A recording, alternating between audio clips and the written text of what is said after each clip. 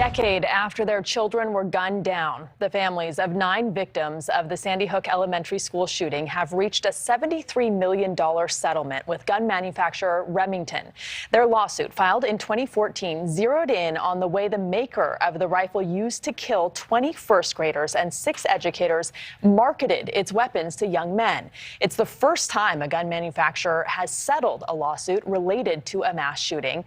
And here with me now is Veronique De La Rosa. She is the mother of 6-year-old Noah Pozner, one of the lives taken too soon on that tragic day.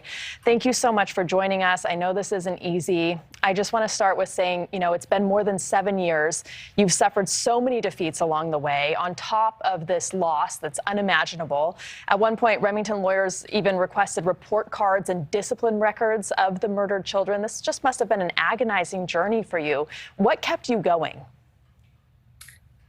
Just the knowledge that we can make a difference, the knowledge that perhaps going through this process, and it's been a long and exhausting journey, a long time in the making, could perhaps begin to bring about some meaningful change. We're so sorry for your loss. I know this isn't even easy to talk about. What was it like for you when the gun reform measure failed in the Senate 9 years ago?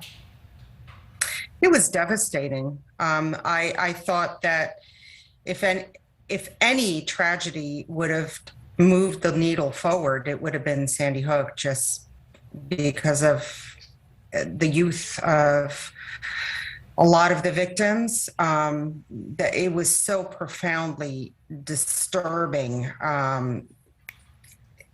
of a tragedy that I thought somehow no one could stomach it, that it would bring about some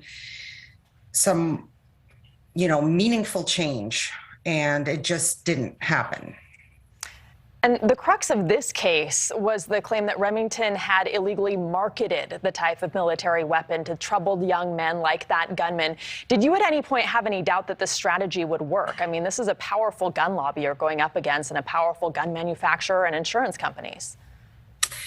Yes, we were told very early on that this was almost an unwinnable battle, that it would present huge legal hurdles to overcome because of the federal law named PLACA, right, which provides sort of a broad sweeping immunity. It kind of enshrines that kind of immunity for firearms manufacturers and dealers. However, we persisted because what happened was so horrific and so life-changing that we had no choice but to persist. It had to somehow make a chink in that armor of the PLACA protection. And actually, our attorneys ended up turning to a Connecticut state law, a consumer protection law, which allowed them to find a portal for a viable pathway of litigation in this case.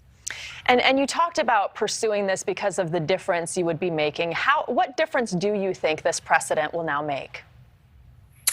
Well, that remains to be seen, but what I'm hoping for is that there will be some difficulty with obtaining insurance with the underwriting process, because insurance companies are inherently risk adverse, right? So they may have some requirements for their underwriting process. The banking industry, these are all sort of by association, also have been protected by PLACA, right? But now that we've shown that it's not completely impervious, perhaps there'll be some greater safety requirements or greater measures required from the gun manufacturers in order for them to be fully insured as they are required to be. And, the outcome of this case, of course, in this country, not universally popular. You've heard all the counter arguments. Guns don't kill people. People kill people. The vast majority of gun owners are responsible. How do you respond?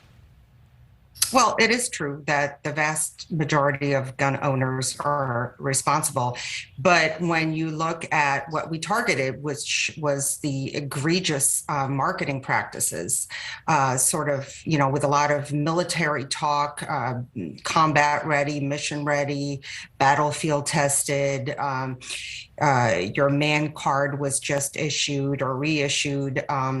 It just became sort of a symbol of masculinity, a symbol of, a purchasable masculinity, sort of a quick remedy for some of these young men who maybe were dealing with deep-seated inadequacies. And it was kind of a go-to, and it was marketed as such, and to the so-called couch commandos. And there was a nexus, I understand, with your attorney who recognized when he saw these crime scene photos, recognized an image from a video game he played with his kid. Right. So that's kind of called product placement. And I think that was done to, well, most definitely target a certain audience, right? We've all heard of criminal profiling. So this is another kind of profiling, which is to target an end user. And many of whom, playing those video games were obviously way too young to even lawfully purchase one of those AR-15 style rifles in the first place. Well, Veronique, thank you so much for joining us. I really appreciate it. And we wish you the very best. Thank you for having me. Thank you. Thanks for watching. Click the red subscribe button below so you can get more of NewsNation's fact-driven, unbiased coverage.